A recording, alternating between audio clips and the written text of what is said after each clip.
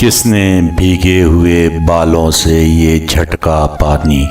ساجد بھائی السلام علیکم۔ ساجد بھائی اس وقت ریلوے اسٹیشن کے بارے میں کچھ پرانی یادیں تازہ ہوئی ہیں۔ گرمی کی شدت ہے، لوگ بھی کافی یہاں پہ آئے ہیں، اور جیسا کہ آپ بھی کافی دیر سے میں آپ کو دیکھ رہا ہوں یہاں پہ چہل قدمی کر رہے ہیں،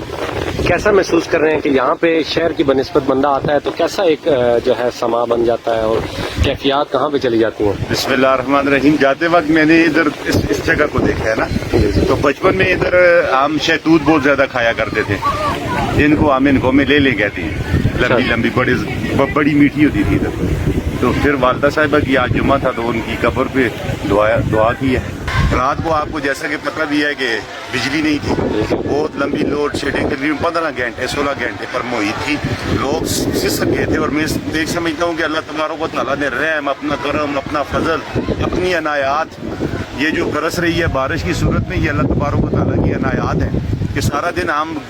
گرمی سے سسک رہے تھے اور اس وقت الحمدللہ ہم موسم کو انجوائے کر رہے ہیں۔ اور میں سمجھتا ہوں کہ ویلیا میں کچھ شخصیات ایسی ہیں کہ جو فطرت کے رنگوں میں رنگی ہوئی ہیں، جن میں الحمدللہ میں یہ کوئی لفاظی نہیں کر رہا، آپ بھی ان میں سے ایک ہیں کہ فطرت کے مناظر کو وہ فطرت کی نظر سے دیکھنا، اور فطرت کے وہی لوگ دیکھتے ہیں، وہی انجوائے کرتے ہیں جو اللہ تبارک و تعالیٰ کی عنایات کا اقرار کرتے ہیں۔ یہ ذہن میں رکھنا ہے، ورنہ لوگوں کو سبزہ بھی سبزہ نظر نہیں آتا، بارش نظر نہیں آتی، یہ اسی کو نظر آتی ہے جو اللہ تبارک و تعالیٰ سے لو لگائے بیٹھے ہیں۔ اور جاتے وقت میں نے کہا بھی، اپنے دل سے اپنے خود سے کہا تھا، میں نے کہا انشاءاللہ اللہ پاک رحم کرے گا۔ اور دیکھیں کتنا اچھا اور ٹھنڈی ہوائیں چل رہی ہیں۔ جہاں تک آپ نے کہا ہے حویلیاں کا، ہماری بہت سی بدقسمتیاں ہیں، جن میں سے ایک بدقسمتی سمجھ لیں، اور ایک طرح سے دیکھتے ہیں تو خوش قسمتی بھی نظر آتی ہے کہ اسٹیشن ہمارے لیے جو ہے یہ اس کے ساتھ تو ہماری زندگی کی بڑی یادیں جو ہیں وہ وابستہ ہیں۔ بچپن میں یہاں پہ ہم کھیل کے، بلکہ میں یہ آپ کو آپ کے علم میں اضافہ کرتا چلوں، شاہ صاحب وہ سامنے جو گراؤنڈ ہے یہاں پہ مرتضیٰ جاوید عباسی ہمارے ساتھ کھیلا کرتا تھا۔ اچھا سر، ہاں، سابق ڈپٹی اسپیکر قومی اسمبلی، موجودہ MNA، اور اس کے پاس واٹر پروف فٹ بال ہوا کرتا تھا جو حاجی صاحب نے، ان کے والد صاحب نے ان کو لا کر دیا تھا۔ یہاں پہ سارے مل کے کھیلتے تھے۔ ہمارے پاس جو فٹ بال تھا وہ پانی، ادھر پانی کے گڑھے ہوتے تھے نا، ان میں پانی چلا جاتا تھا تو ہمارا فٹ بال پانی کو سک کر لیتا تھا، بھارا ہو جاتا تھا۔ اس کو جب ہم شاٹ لگاتے تھے تو پاؤں میں درد ہوتی، لیکن مرتضیٰ جاوید عباسی کے پاس جو فٹ بال ہوتا تھا وہ واٹر پروف ہوتا تھا، تو ہم اسے لازمی ادھر لاتے تھے کہ فٹ بال بھی لائے اور خود بھی آئے۔ تو ادھر ہماری ادھر فٹ بال کی یادیں ہیں، اور یہاں پہ شمروز خان، اور آپ سب جانتے ہیں گجرات کے ہمارے شکیل تنولی صاحب، جی جی، ہماری کرکٹ کی ٹیم ہوتی تھی ادھر، ہم کرکٹ کھیلا کرتے تھے گھنٹوں کے ساتھ۔ تو اسٹیشن کے ساتھ تو ہمارا پورا بچپن جو ہے گزرا ہوا ہے۔ ساجد بھائی 50 سال کا یہ محبت ہے، 40-50 سال کا یارانہ ہے۔ اچھا ساجد بھائی تھوڑی جی انکو بھی گل کراں اپنی مادری زبان میں تے ایک دوست خرم شہزاد صاحب تساں سلام بھی دیتا ہے۔ وعلیکم السلام۔ دوسری گل ہے کہ ساجد بھائی تساں دا تے کافی تجربہ بھی ہے تے جڑی گرمی دا ایک پورے پاکستان میں جڑی شدت ہے، لیکن تساں دیکھا ہے کہ اج دی ڈیٹ وچ کچھ دناں وچ پونا ابشار، سجیکوٹ ابشار، امریلا ابشار دے ایریے وچ لوگاں دا سیاحاں دی بہت آمد و رفت ہے، اور حکومتی اقامات تے مطلب جدوں ہوئے اس تو بعد لوگاں اتنے کافی آئے بھی، لیکن افسوس اس گل ہے کہ جڑی سہولیات دے وعدے 2 سال پہلے گورنمنٹ نے کیتے نے خیبر پختونخوا میں کہ ٹورسٹ سپاٹ نہ کیتا ہے کہ فنڈنگ کر کے نہ مطلب خوبصورت کرساں لوگاں دی جڑی اتنے ایکسیس سے اساں ایزی کرساں۔ امریلا ابشار پورے پاکستان دنیا وچ مقام رکھتی ہیں، سجیکوٹ ابشار جڑی حویلیاں تو چند کلومیٹر دے فاصلے تے کی وجہ ہے کہ اجاں تک اتنے فنڈنگ ہونے دے باوجود اتنے کم شروع نہیں ہویا، سہولیات نہیں مہیا ہوئیاں، سیاحاں اسی طرح سیاح بیچارے بڑی مشکل دشوار گزار راستہ تو گزر دیں کہ اس پہ کیا سمجھو کیا منتخب نمائندگان دی وجہ یا کرونا وائرس نے حکومتی پروجیکٹس یا ترقیاتی کما روکے؟ اچھا، اس میں ساری جو ہے کہ تساں ہے ان کو بھی گل کرو، ان کو بھی گل کرنی ہے۔ بیسیکلی جو ہے کہ کرونا نے بھی بڑے اثرات مرتب کیتے نے پوری ساری اکانومی تے، اداریاں تے، بالخصوص ایجوکیشن تے بھی۔ لیکن یہ ہے کہ ساڑے جڑے اتھے منتخب نمائندے نے مرتضیٰ جاوید صاحب نے تے اورنگزیب نلوٹا صاحب نے نا، اور دوئے اس ویلے حزب اختلاف وچ نے، اور ساڑے بہترین بہانہ بھی یہ ہوندا ہے، اکثر ساڑے جڑے نمائندے انہاں کولے بہانہ بھی ہوندا ہے یار جی اسی تے اپوزیشن وچ، لیکن میں سمجھنا کہ اساں دی حکومت اور اپوزیشن دوواں مل کے، کیونکہ یہ تے پورے علاقے دی ترویج تے ترقی ہے نا، پورا علاقہ اس نال چاہوں ہوندا ہے۔ تساں دا کیالا ڈیم ہے ساڑا گرائیں دا، بالکل خوبصورت ڈیم، بہت پیارا خوبصورت، اتنے روڈ ہون بنیا بڑا کھلا روڈ، مطلب لوگ اتنے بھی انجوائے کر رکھتے ہیں، پھر پانی دا اتنے سسٹم نال اتنے ذرا چلے چلو تے آبشار ہے ساڑے سجیکوٹ آبشار، 5 ਮਿੰਟ 7 ਮਿੰਟ ਦੀ ਮੁਸਾਫਤ ਤੇ ਜੁਲੋ ਤੇ ਆ ਜੁਲਦੀ ਏ ਅਮਰੇਲਾ ਅਬਸ਼ਾਰ ਦੇਖ ਤੁਸੀਂ ਵੀ ਉਸ ਕੋਲੋਂ ਜ਼ਰਾ ਅੱਗੇ ਢੂੰਢੀਏ ਜੀ ਜੀ ट्विन अबशार ਉਹ ਵੀ एक और अबशार बोदला आ गई है जिसा जहाँ सा एक्सप्लोर नहीं ਮਤਲਬ किया ਸਾਡਾ ਇਹ ਇਲਾਕਾ ਜਿਹੜਾ ਪੂਰਾ ਅਬਸ਼ਾਰਾਂ ਨਾਲ ਦੇਖੋ ਨਾ ਤੁਸੀਂ ਇਸ ਪਹਾੜਾਂ ਦੇਖੋ ਕਿਤਨੀ ਖੂਬਸੂਰਤ ਪਹਾੜ ਨੇ ਇਹਨਾਂ ਦੇ ਤੁਸੀਂ ਸਬਜ਼ੀਆਂ ਦੇਖੋ ਔਰ ਲੋਕਾਂ ਦੀ ਇਹ ਜ਼ਰੂਰਤ ਹੈ ਇਹ ਇਸ ਵੇਲੇ ਲੋਕ ਚਾਹੁੰਦੇ ਨੇ ਖੁੱਲੀਆਂ ਹਵਾਵਾਂ ਖੁੱਲੀਆਂ ਫਜ਼ਾਵਾਂ ਵਿੱਚ ਜੁਲਾਉ ਖੁੱਲੀਆਂ ਹਵਾਵਾਂ ਖੁੱਲੀਆਂ ਫਜ਼ਾਵਾਂ ਵਿੱਚ ਅਸੀਂ ਵਕਤ ਗੁਜ਼ਾਰਾ ਉਸ ਨਾਲ ਤੁਸਾਂ ਦੀ ਜ਼ਿੰਦਗੀ ਅਸੂਦਗੀ ਵੀ ਹੁੰਦੀ ਹੈ ਉਸ ਦੇ ਨਾਲ ਤੁਸਾਂ ਦੀ ਜਿਹੜੀ ਹੈ ਸੋਚ ਦੇ ਇੱਕ ਨਵੇਂ ਧਾਰੇ ਆਉਂਦੇ ਨੇ ਫਿਰ ਪੂਰੇ ਇਲਾਕੇ ਦੀ ਸਕਾਫਤ ਸਾਹਮਣੇ ਆਉਂਦੀ ਹੈ ਤੁਸਾਂ ਵੀ ਇਸ ਉੱਤੇ ਕੰਮ ਕੀਤਾ ਔਰ ਮੈਂ ਵੀ ਇਸ ਉੱਤੇ ਕੰਮ ਮੈਂ ਤੇ ਲਿਖਿਆ ਵੀ ਹੈ ਤੁਸਾਂ ਵੀ ਲਿਖਿਆ ਅਸੀਂ ਇਹ ਚਾਹੁੰਦੇ ਆ ਅਸਾਂ ਦਾ ਕਿਸੇ ਨਾਲ ਕੋਈ ਉਹ ਜ਼ਾਤੀਆਤ ਨਹੀਂ ਨਾ ਪੀਟੀਆਈ ਨਾਲ ਤੇ ਨਾ ਮੁਸਲਿਮ ਲੀਗ ਨੂਨ ਨਾਲ ਅਸੀਂ ਚਾਹੁੰਦੇ ਆ ਇਲਾਕਾ ਪ੍ਰਮੋਟ ਹੋਵੇ ਇਲਾਕਾ ਜਦੋਂ ਪ੍ਰਮੋਟ ਹੋ ਸੀ ਤੇ ਲਾਜ਼ਮੀ ਗੱਲ ਇਹ ਇਲਾਕੇ ਦੇ ਕਾਰੋਬਾਰ ਵੀ ਆਸੀ ਔਰ ਇਲਾਕੇ ਦਾ ਨਾਮ ਹੀ ਹੋ ਸੀ ਤੇ ਇਸ ਵਿੱਚ ਜਿਹੜਾ ਤੁਸਾਂ ਦਾ ਸਵਾਲ ਹੈ ਕਿ ਸਾਡੇ ਜਿਹੜੇ ਹਕੂਮਤੀ ਅਦਾਰੇ ਨੇ ਮੈਂ ਰਿਕੁਐਸਟ ਹੀ ਕਰ ਰੱਖਣਾ ਉਹਨਾਂ ਅੱਗੇ ਕਿ ਉਹਨਾਂ ਚਾਹੀਦਾ ਕਿ ਇਸਾਂ ਪ੍ਰਾਇੋਰਟੀ ਬੇਸਿਸ ਤੇ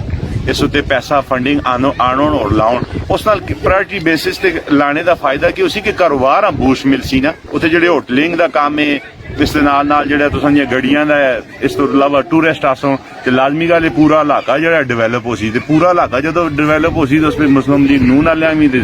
ਮੀਮ ਵਾਲਿਆਂ ਵੀ ਕਾਫ ਵਾਲਿਆਂ ਵੀ ਪੀਟੀਆਈ ਸਾਰਿਆਂ ਫਾਇਦਾ ਹੋ ਸੀ ਤੇ ਅਸੀਂ ਤਾਂ ਪਤਾ ਇਹ ਸੋਚ ਰੱਖਣੀ ਹੈ ਕਿ ਸਾਰਿਆਂ ਫਾਇਦਾ ਹੋਵੇ ਬਗੈਰ ਕਿਸੇ ਤਖਸੀਸ ਤੋਂ अच्छा साजिद भाई आखिरी सवाल एक बड़ा प्यारा कि रेलवे स्टेशन ते अक्सर इत्थे मैं अंदाजा लाया इत्थे बड़े सोबर लोगों की आमदोरफ्त रही है क्या तुसी नहीं समझते हो कि इत्थे साडे नौजवान बच्चे वगैरह भी इत्थे आवन और इत्थे बैठन इत्थे मतलब है कि एक फ्रैश और अच्छी एटमोसफेयर विच उन्हां एक नवी सोच नवी जिद्दत दा जिस तरह तुसां भी जिक्र कीता वो भी एक पैदा होंदी है तो क्या नौजवानां भी साडे इत्थे रेलवे स्टेशन दा रुख जरूर करना चाहिए सर इस विच मैं प्रेस क्लब और बिलखसूस प्रेस क्लब ਦੇ ਜਿਹੜੇ ਮੈਂਬਰਾਨ ਨੇ ਬਾਜ਼ ਔਕਾਤ ਉਹਨਾਂ ਤੇ ਬੜੀ ਤਨਕੀਦ ਵੀ ਹੁੰਦੀ ਹੈ ਲੇਕਿਨ ਮੈਂ ਸਮਝਦਾ ਕਿ ਲੋਕਾਂ ਵਿੱਚ ਆਗਈ ਔਰ ਸ਼ਊਰ ਫੈਲਾਣੇ ਵਿੱਚ ਇਹਨਾਂ ਸਾਡੇ ਭਰਾਵਾਂ ਦਾ ਬੜਾ ਕਿਰਦਾਰ ਹੈ ਔਰ ਉਸ ਵਿੱਚ ਸਾਰਿਆਂ ਹੀ ਖਾਕਸਾਰ ਨਿਸਾਰ ਸਾਹਿਬ ਨੇ ਗੁਲਨਵਾਜ਼ ਸਾਹਿਬ ਨੇ ਤੁਸਾਂ ਦਾ ਨਾਮ ਹੈ ਪਹਿਲੇ ਕਹਿ ਵੀ ਰਿਹਾ ਤੁਸਾਂ ਦੇ ਨਾਂ ਜਾਣਨੇ ਦੀ ਜ਼ਰੂਰਤ ਤਾਂ ਵੀ ਨਹੀਂ ਤੁਸੀਂ ਜਿਹੜੇ ਇਸ ਚੀਜ਼ਾਂ ਗਾਏ ਬਗਾਏ ਪ੍ਰਮੋਟ ਵੀ ਕਰਦੇ ਰਹਿੰਦੇ ਔਰ ਮਸਾਇਲ ਦੀ ਤਰਫ ਲੋਕਾਂ ਦੀ ਤਵੱਜੋ ਵੀ ਮਬਜ਼ੂਲ ਕਰਦੇ ਸਰ ਇੱਥੇ ਤਾਂ ਇਹ ਕਿ ਇਹ ਸਾਡੇ ਕੋਲ ਗਰਾਊਂਡ ਹੈ ਇਹ ਆਪਣੀ ਮਦਦ ਆਪ ਦੇ ਤਹਿਤ ਬਣਾਇਆ ਗਿਆ ਨਾ ਉਹ ਕਿਸ ਤਰ੍ਹਾਂ ਅਸੀਂ ਰੇਲਵੇ ਗਰਾਊਂਡ ਆਖਦੇ ਹਾਂ ਦੇਖੋ ਇਸ ਦੇ ਕਿੰਨੇ ਫਾਇਦੇ ਅਸਾਂ ਹੋਏ ਨੇ ਸਭ ਤੋਂ ਪਹਿਲੇ ਇੱਥੇ ਬੱਚੇ ਖੇਡ ਰਹੇ ਨੇ ਉਸ ਤੋਂ ਦੂਸਰਾ ਫਾਇਦਾ ਹੈ ਕਿ ਹਵੇਲੀਆਂ में ਕੋਈ ਵੀ ਫੌਤਗੀ ਹੁੰਦੀ ਹੈ ਜਨਾਜ਼ਾ ਇੱਥੇ ਹੁੰਦਾ ਉਹ ਵੀ ਫਾਇਦਾ ਹੀ ਹੈ ਨਾ ਵਰਨਾ ਜਨਾਜ਼ਾ ਜਾ ਕੇ ਫਿਰਦੇ ਰਹਾਂ ਔਰਾਂ ਪਰਾਂ ਯਾਰਾਂ ਜਨਾਜ਼ਾ ਕਰਾਂਗੇ ਤੇ ਉਹ ਵੀ ਬੜੀ ਬਾਇਜ਼ਤ ਤਰੀਕੇ ਨਾਲ ਇਹ ਸਾਡੀ ਜਗ੍ਹਾ ਮੁਯੱਸਰ ਹੈ ਅਸਾਂ ਇੱਕ ਮੈਂ ਨਾ ਰੇਲਵੇ ਵਾਲਿਆਂ ਇਹ ਗੱਲ ਆਹੀ ਆਪਣੇ ਪ੍ਰਿੰਸੀਪਲ ਸਾਹਿਬ ਨਾਲ ਮੁਸ਼ਾਵਰਤ ਤੋਂ ਬਾਅਦ ਜੀ ਜੀ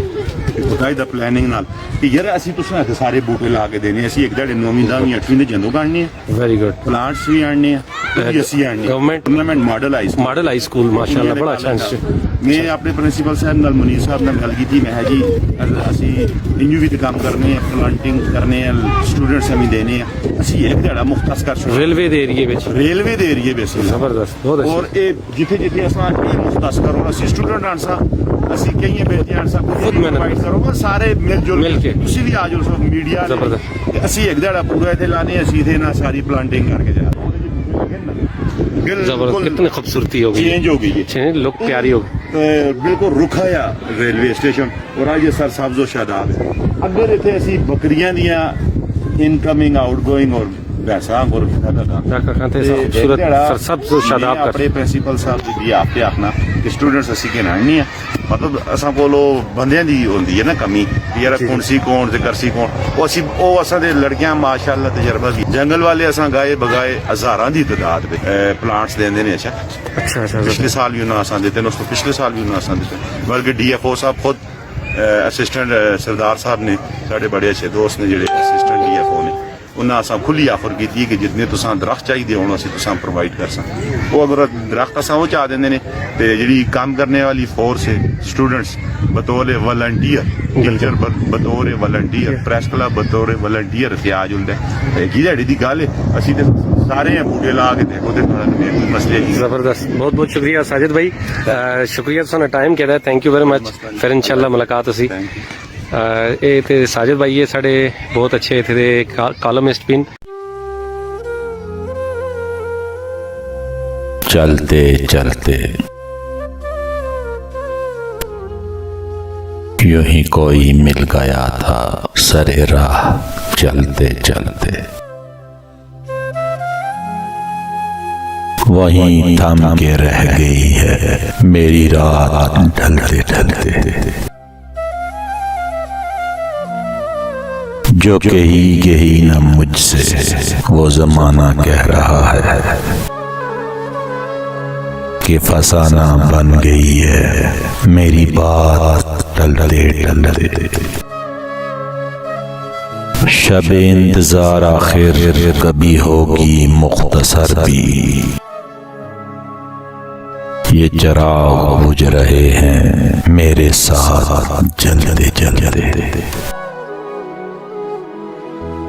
यूं ही कोई मिल गया था सरे राह चलते चलते,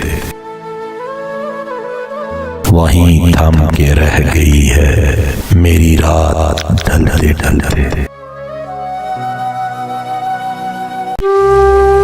सरे राह चलते चलते, वहीं थम के रह गई है मेरी रात ढलते ढलते। यूं ही कोई मिल गया था सरे राह चलते चलते। शब इंतजार आखिर कभी होगी मुख्तसर भी, ये चिराग बुझ रहे हैं मेरे साथ जलते जलते। यूं ही कोई मिल गया था सरे राह चलते चलते, वहीं थम के रह गई है मेरी रात ढलते ढलते।